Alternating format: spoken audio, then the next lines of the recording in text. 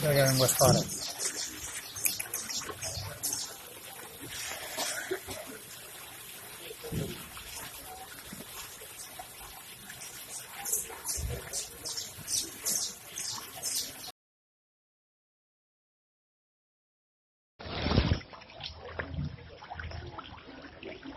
Ocupou o vício.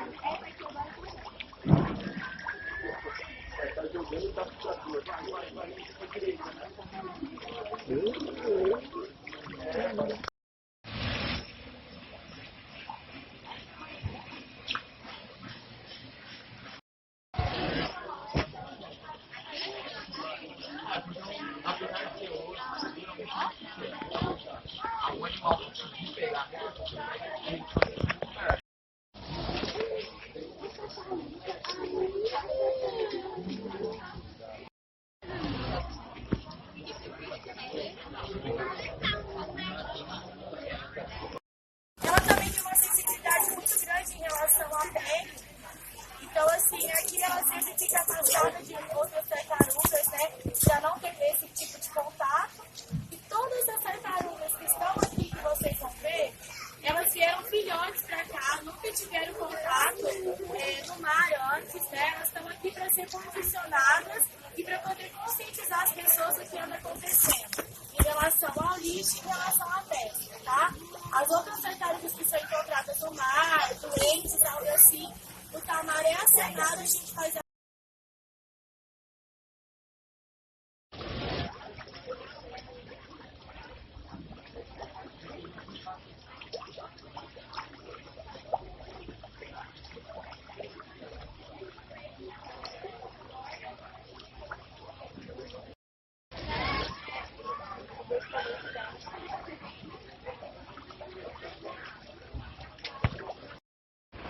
E aqui tem uma diferença muito grande, mas na verdade eles eram próximos, ou até maiores, porque a número de mortes acabou reduzindo, mas a gente não recebeu todo o lixo nessa época.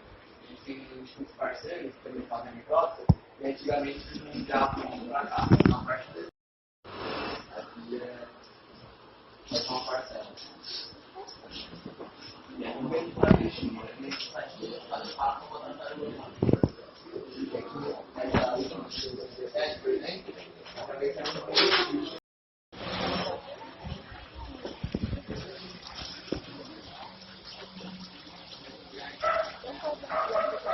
Se entra qualche animale qui dentro, se lo mangia.